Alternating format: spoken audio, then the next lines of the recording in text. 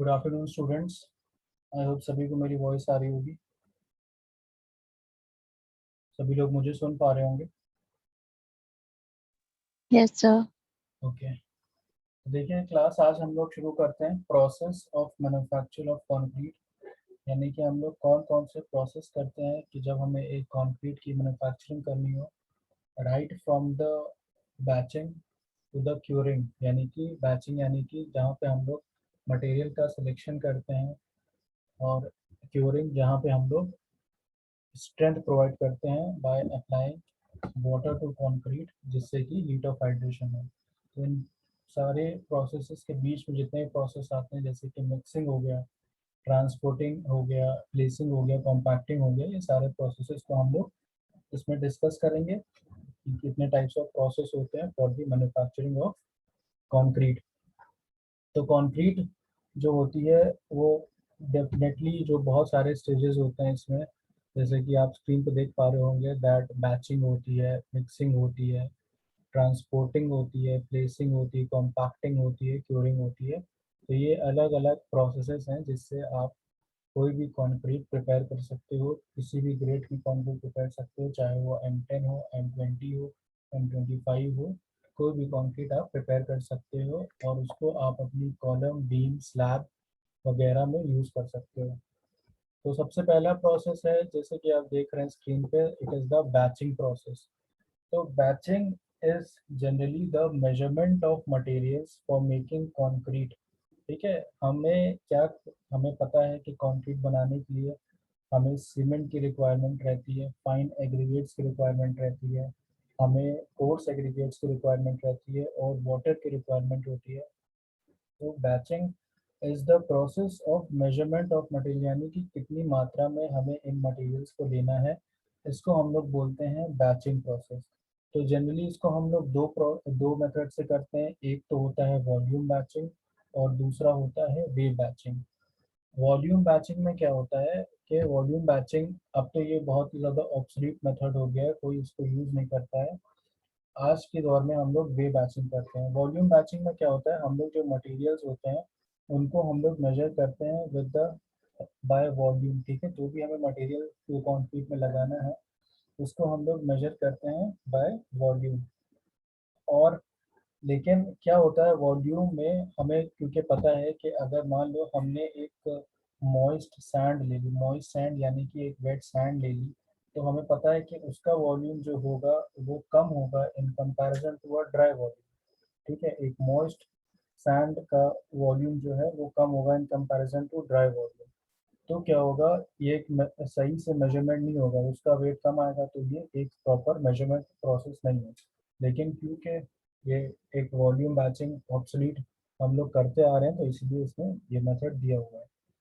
तो volume batching में क्या होता है कि हम लोग इसमें सारे जितने भी हमें मटेरियल यूज़ करने होते हैं, यानी कि cement, fine aggregates, course aggregates, और जो है उसको एक वॉल्यूम में लेते हैं। ठीक है, कि वो कितना वॉल्यूम में हम लोग ले रहे हैं।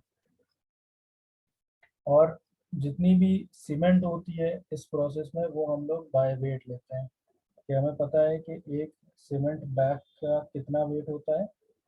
What is the weight of a cement bag, तो बता सकता है व्हाट इज 50 kg। 50 kg का वेट ऑफ सीमेंट बैग, और उसका वॉल्यूम क्या होता है, उसका वॉल्यूम होता है 35 लीटर्स।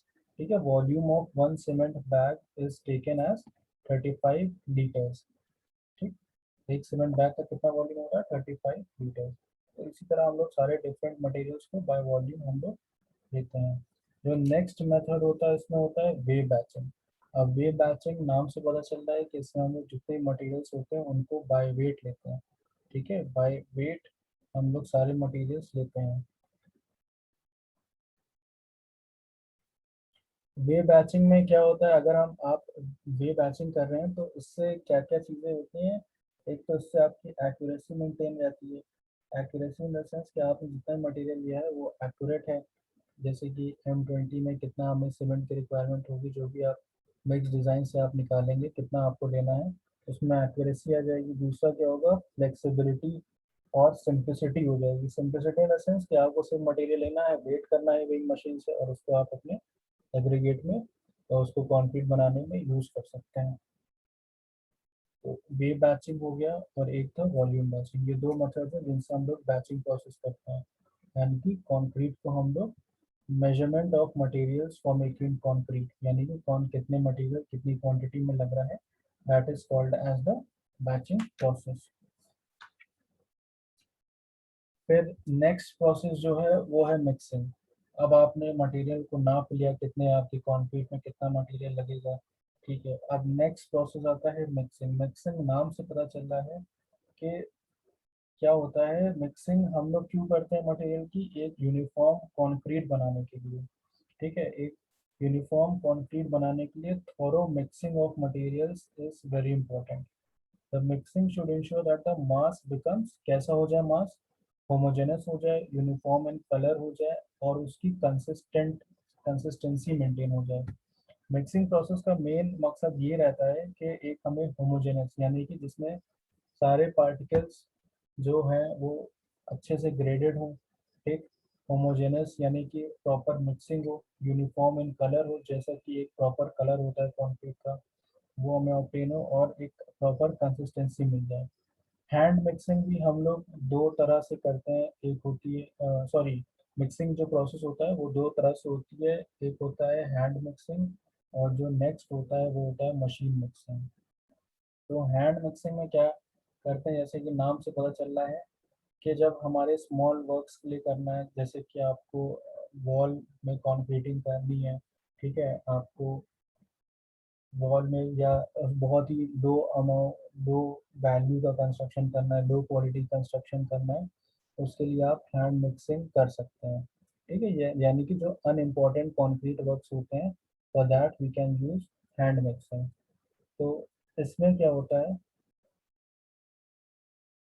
इसमें हम लोग सारे मटेरियल्स को with the help of hand, यानी कि हमारे पास एक शॉवेल होता है, शॉवेल के ज़रिए हम लोग आप उस मटेरियल्स को मिक्स करते हैं, ठीक है। और इसमें जनरली ये कहा जाता है कि साइट पे क्योंकि आप हैंड मिक्सिंग कर रहे हैं कि आप 10% सीमेंट को इसमें बढ़ा दें। बढ़ाने का मतलब ये है कि कंक्रीट की जो इंफीरियोरिटी, यानी कि कंक्रीट की जो क्वालिटी है वो बहुत ज़्यादा लो ना होके एक हमें मीडियम क्वालिटी की कंक्रीट मिल जाए, इसके लिए हम लोग क्या करेंगे, 10% सीमेंट को इसमें इंक्रीज कर लेते हैं, ठीक है। ताकि क्योंकि हैंड मिक्सिंग करना है, हैंड मिक्सिंग के लिए प्रॉपर पेस्ट करना है, तो इसके लिए हम लोग बढ़ा देते हैं। नेक्स्ट इसमें आता है मशीन मिक्सिंग, ठीक। एक होता है hand mixing, next is the machine mixing. Machine mixing में क्या होता है कि हम लोग पहले तो इसको किस लिए यूज़ करते हैं, इसको जब जहाँ पे हमें लार्ज स्केल कंस्ट्रक्शन वर्क करना हो।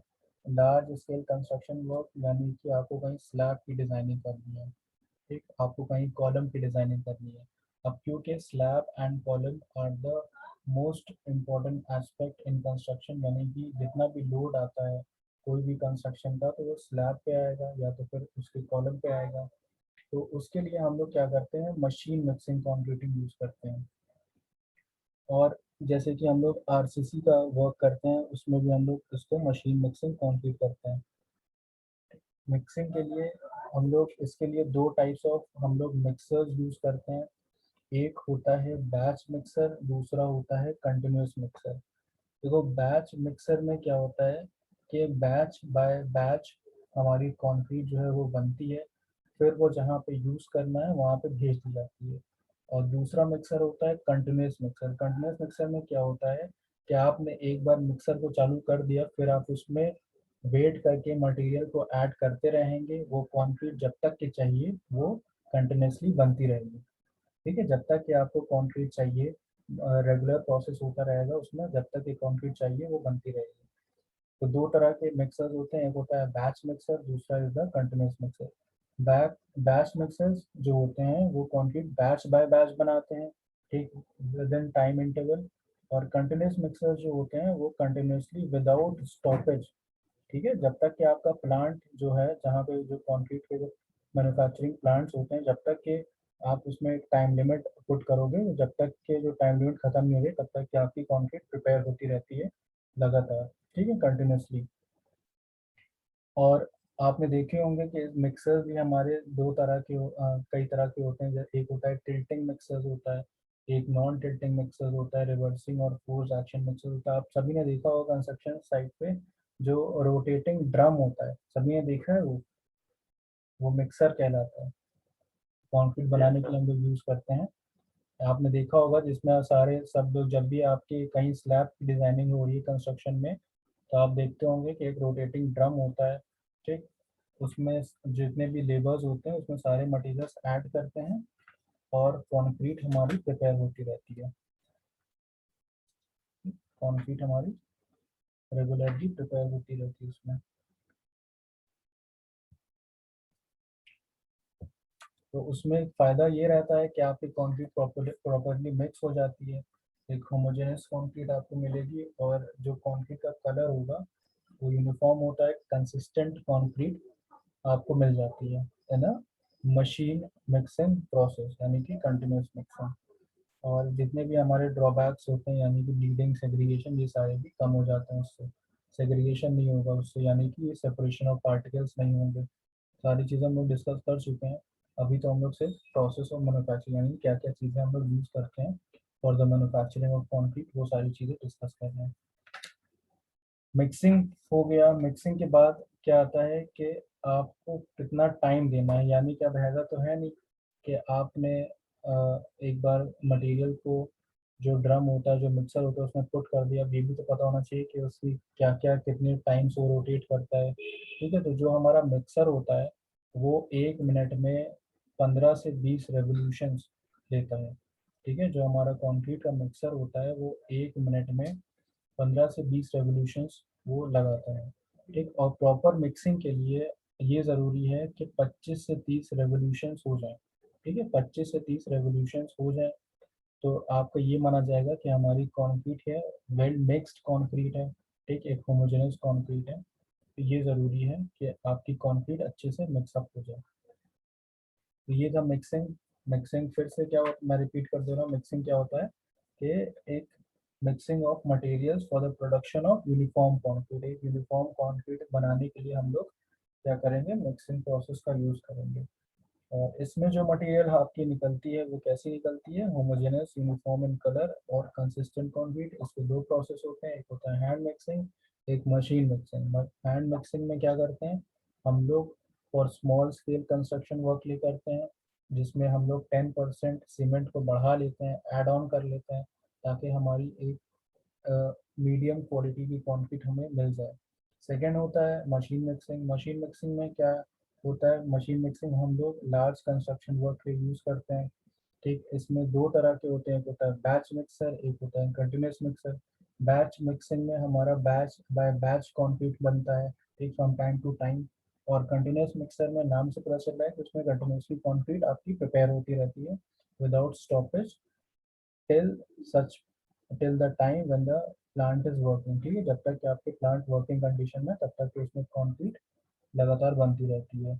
और जो ड्रम होता है उसमें भी कई तरह के होते हैं, एक होता है टिल्टिंग होता है, एक नॉन टिल्टिंग होता है, एक रिवर्सिंग होता है, और एक फोर्स एक्शन टाइप मिक्सर आपके पास होता है। कितने टाइम के लिए रेवोल्यूट करता है, वो होता है 15 से 20 रेवोल्यूशंस लेता है मिक्सर हमारा, ठीक, पर मिनट। और उसमें प्रॉपर वेल ग्रेडेड यानी कि वेल मिक्स्ड कंक्रीट बनाने के लिए 25 से 30 रेवोल्यूशन ज़रूरी होते हैं। कितने, 25 to 30 revolutions are necessary for the concrete of well mixed. ठीक है, for the concrete that is well mixed, इसके लिए आपको 25 से 30 revolutions are necessary.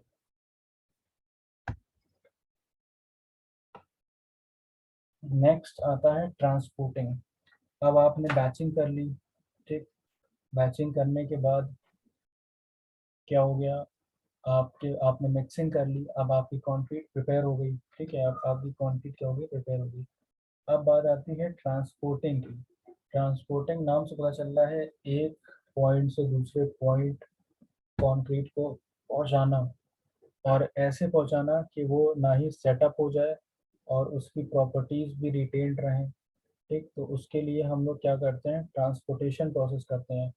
Transportation process में ये देखना बहुत ज़रूरी है कि हमारी जो कंक्रीट फाइनल साइट पे पहुंच रही है वो सेग्रीगेटेड ना हो। सेग्रीगेटेड इन द सेंस कि उसके जो कोर्सर पार्टिकल्स हैं वो अलग ना होगा, यानी कि सेपरेट ना होगा है। ठीक है, ट्रांसपोर्टेशन में ये देखना बहुत ज़रूरी है कि आपके जो पार्टिकल्स हैं वो सेग्रीगेटेड ना हो। वो आपकी जो कंक्रीट हो वो वेल मिक्स्ड हो। तो हम लोग और आपकी जो कंक्रीट है वो होमोजेनस भी हो। तो इसमें बहुत सारे प्रोसेसेस होते हैं जो जिससे हम लोग कंक्रीट को ट्रांसपोर्ट करते हैं। सबसे पहले तो हम लोग जो यूज़ करते हैं वो होता है मोर्टार पैन होता है। ठीक, एक व्हील होती है जिसके आगे एक बकेट लगा होता है जिसमें आप कंक्रीट को फिल कर देते हैं और उससे आप कंक्रीट एक जगह से दूसरी जगह तक पहुंचा सकते हैं। ट्रक मिक्सर्स होते हैं, ड्रम्पर्स होते हैं, जैसे कि आप देखते हो आरएमसी से जो आती हैं, जितने भी कंक्रीट बन के आती है उसमें हम लोग क्या यूज़ करते हैं, ट्रक मिक्सर्स का यूज़ करते हैं। ठीक है, उसमें ट्रक आपने देखा होगा कि वो बन के चली जाती है। फिर इसी तरह से बेल्ट कन्वेयर्स होते हैं। बेल्ट कन्वेयर में क्या होता है कि वो बेल्ट चलती रहती है, उसी से आप कंक्रीट एक पॉइंट से दूसरे पॉइंट तक के भेज सकते हैं। एक ट्रांजिट मिक्सर्स होते हैं, different types of mixers. Transit mixer में क्या होता है, पीछे रोटेटिंग ड्रम लगा होता है जो रोटेट करता है और जिससे कंक्रीट रोटेट करके यानी कि वेल मिक्स कंक्रीट आपकी साइड पे पहुंच जाती है। जितनी भी आरएमसी से कंक्रीट बनती है उसमें ये चीज़ बहुत ज़रूरी है कि क्योंकि आरएमसी से जब आप कंक्रीट मंगाते हैं, रेडीमिक्स कंक्रीट मंगाते हैं, तो सबसे पहली बात तो वो बहुत ही कॉस्टली भी होती है। तो उसमें ये चीज़ बहुत ज़रूरी है कि जब आपकी कंक्रीट आ रही हो तो वो सेट ना हो गई हो। ठीक है, अगर मान लीजिए आपकी कंक्रीट जो आपके साइड पे पहुंची है वो थोड़ी बहुत सेट हो गई है, यानी कि उसमें थोड़ा बहुत हार्डेंड स्टेट में आ गई है, तब हम लोग क्या करते हैं, हम लोग उसमें क्या करते हैं, रीटेम्परिंग प्रोसेस करते हैं। ठीक है, रीटेम्परिंग एक टर्म आता है, रीटेम्परिंग, फिर से मैं बोल रहा हूँ, रीटेम्परिंग। ठीक है, RETEMPERING, retempering is the process of remixing of concrete if necessary with addition of just the required quantity of water। ठीक है, कभी कभार ऐसा होता है कि कंक्रीट आपकी बन गई और फिर जब वो साइट पे पहुंची तो उसके लिए ये ज़रूरी है कि आप रीटेम्परिंग प्रोसेस करें। रीटेम्परिंग प्रोसेस से क्या होगा कि जो आपकी कंक्रीट सेट हो गई है थोड़ी बहुत, वो दोबारा जो अपनी ओरिजिनल स्टेट में आ जाएगी। उसके लिए हम लोग रीटेम्परिंग करते हैं। फिर से मैं रिपीट कर रहा हूँ, रीटेम्परिंग की डेफिनेशन आप लोग अपनी कॉपी में भी लिख सकते हैं। That is it is the process of remixing of concrete if necessary with addition of just the required quantity of water is known as retempering of concrete। ठीक है, it is known as the retempering of concrete. आ भी सकता है कि what is the retempering of concrete, तो आपको बताना होगा। तो जब भी हमारी आरएमसी में कंक्रीट बनती है और वो एट साइट पे ट्रांसपोर्ट होती है तो वो हार्डेंड स्टेट अटेन कर लेती है थोड़ी बहुत, उसको हटाने के लिए हम लोग क्या करते हैं, हम लोग उसमें रीटेम्परिंग प्रोसेस करते हैं। That is the retempering process. तो ट्रांसपोर्ट के लिए आप लोग तरह तरह के इंस्ट्रूमेंट यूज़ कर सकते हैं, जैसे कि मोटर प्लान हो गया। ठीक है, क्रेन्स यूज़ करते हैं कभी कभार लोग, बकेट हो गया, ठीक, रोप हो गया, ट्रक मिक्सर हो गए, डंपर्स हो गए, ये सारी चीज़ें होती हैं। और स्किप एंड होइस्ट होता है, ट्रांजिट मिक्सर होता है, जैसे कि आपने देखा होगा एक बड़ा सा ट्रक होता है उसके पीछे एक रोटेटिंग ड्रम लगा होता है। ठीक है, सभी ने ये चीज़ देखी है ना कंस्ट्रक्शन साइट पे। Yes, sir. Yes, sir. एक ट्रक होता है जिसके पीछे एक रोटेटिंग ड्रम लगा होता है, तो उसको हम लोग क्या बोलते हैं, that is called as a transit mixer. ठीक है, ट्रांजिट मिक्सर। तो ये हमेशा लॉन्ग डिस्टेंस के लिए जब हमें रेडीमिक्स कंक्रीट को पहुंचाना होता है तो उसके लिए हम लोग ट्रांजिट मिक्सर का यूज़ करते हैं।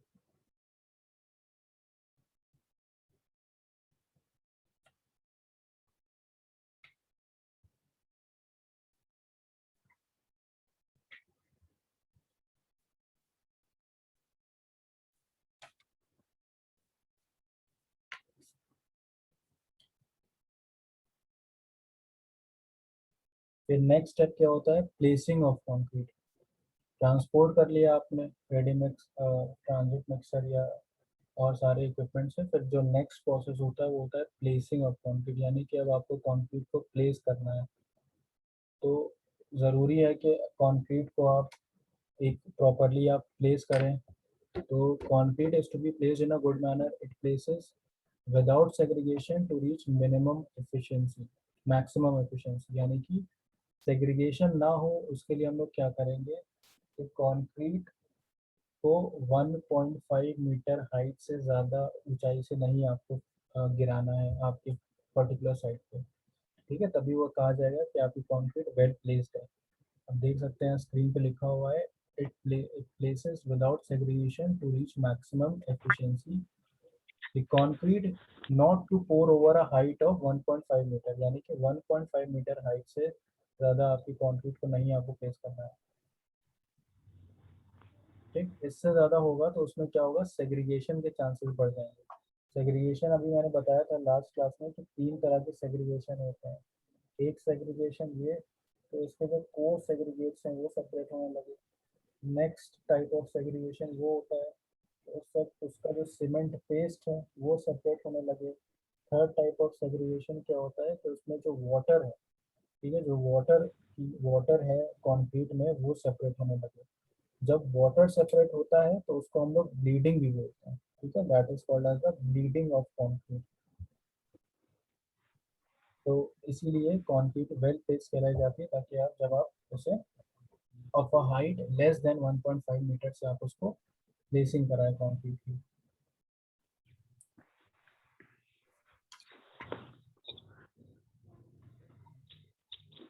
और कभी कभार क्या होता है कि आपको अंडर वाटर कंक्रीटिंग करनी होती है। अंडर वाटर कंक्रीटिंग के लिए मैंने बहुत पहले एक टर्म यूज किया था, that is called as the tremie concreting, ठीक है, ट्रेमी कंक्रीटिंग। कभी कभार क्या होता है कि जैसे कि आप देखते हैं कि पुल्स या जो ब्रिजेस ब्रिजेस बने होते हैं, ठीक, या डैम्स बनते हैं, तो उसमें हम लोग क्या करते हैं, हम लोग जो ट्रेमी कंक्रीटिंग करते हैं जब आपको अंडर वाटर यानी कि पानी के अंदर कंक्रीटिंग करना है, ठीक है, तो उसके लिए हम लोग क्या करते हैं, या तो फिर आप एक बॉटम डंप बकेट यूज कर सकते हैं, और या तो फिर Temi concrete, Temi pipe pipe होता है, एक ट्रेमी पाइप होता है जो कि क्या होता है कि उसमें आप जितनी भी डिस्टेंस है, आपने ट्रेमी पाइप होता है, मैं बना के दिखा देता हूँ, इस तरह का कुछ होता है पाइप, आप फील देखिए, जैसे कि एक पाइप होता है, ठीक, फिर उसके ऊपर, ठीक है, फिर उसके ऊपर एक पाइप लगा होता है, ठीक, फिर ऐसे करते करते पूरा नीचे तक के पाइप पूरा चला जाता है, ठीक, ऐसे करते करते,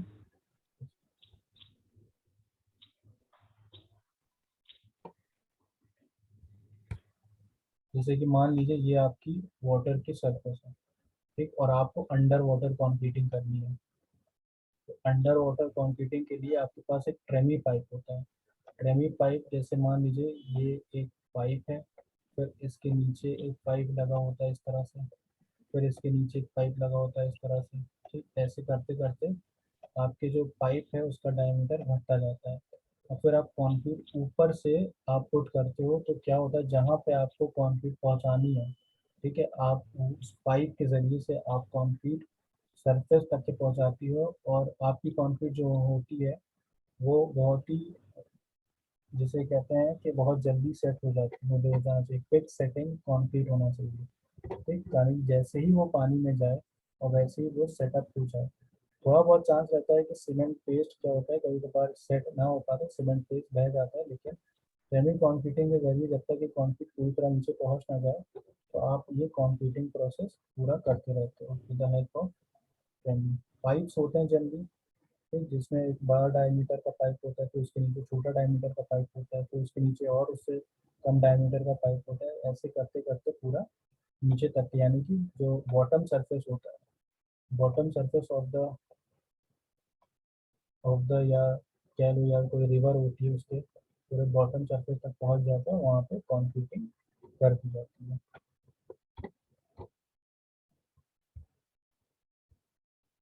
ये था ट्रेमी कंक्रीटिंग, जिसमें हम लोग अंडर वाटर कंक्रीटिंग का यूज करते हैं।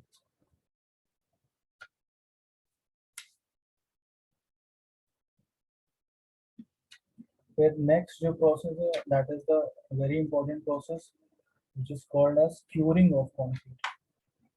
क्यूरिंग ऑफ कंक्रीट ये बहुत इंपॉर्टेंट है, इसमें से अक्सर क्वेश्चन आता है that what is the curing of concrete and what are the different methods for curing of concrete।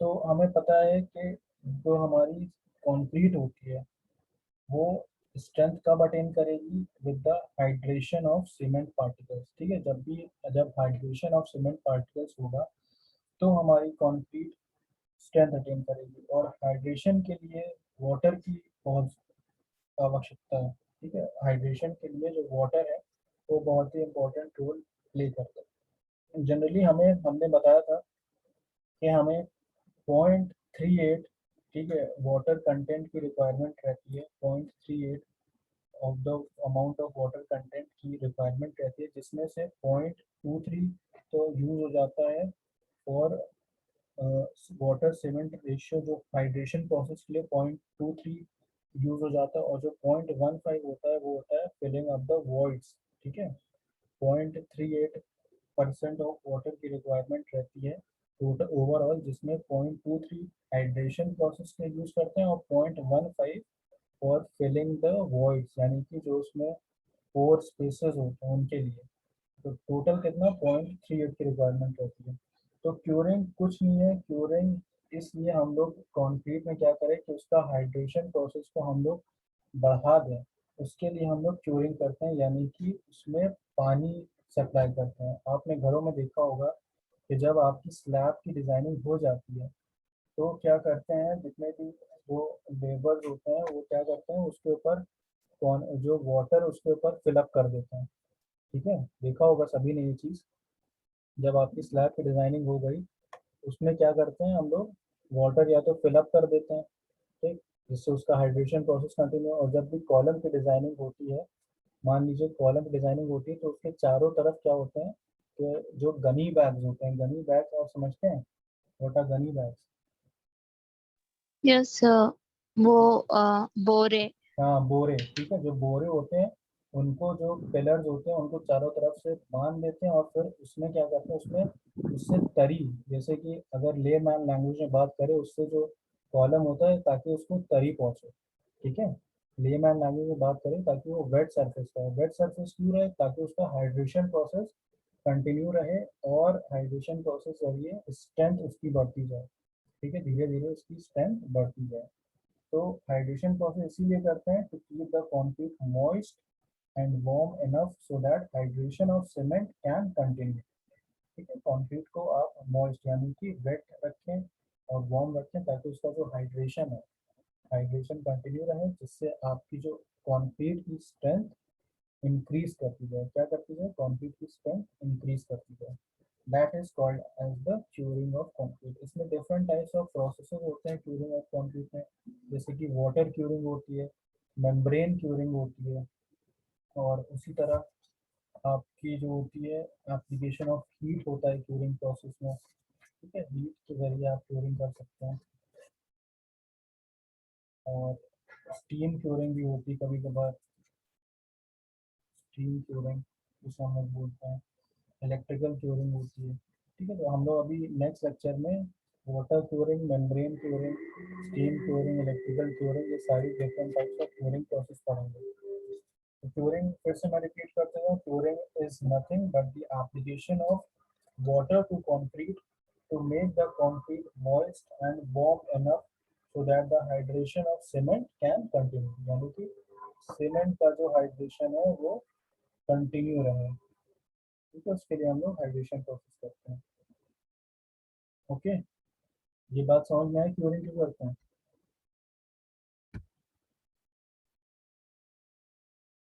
ये बात सभी को समझ में आई कि why we do curing of concrete? Yes sir. Okay,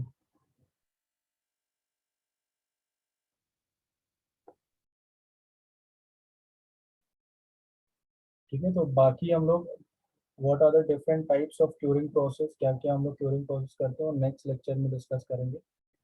आज के लिए इतना ही रखते हैं कि what are the different processes of curing, process of manufacturing of concrete, यानी कि क्या क्या आपके प्रोसेस होते हैं, batching, mixing, transporting, placing, compacting. Compacting सभी को पता होगा, कॉम्पैक्टिंग हम लोग जनरली वाइब्रेटर के थ्रू करते हैं ताकि जिससे कंक्रीट का जो उसमें वॉइड स्पेसेस है वो हट जाए। ठीक है, उसके जो वॉइड स्पेसेस है वो हट जाए, उसके लिए हम लोग कॉम्पैक्शन करते हैं। तो ये था क्यों different process of manufacturing of concrete. बाकी नेक्स्ट लेक्चर में हम लोग डिस्कस करते हैं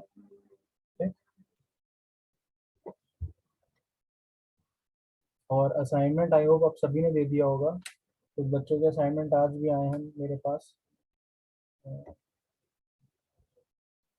कोई ऐसा बच्चा तो नहीं जिसने असाइनमेंट नहीं दिया है?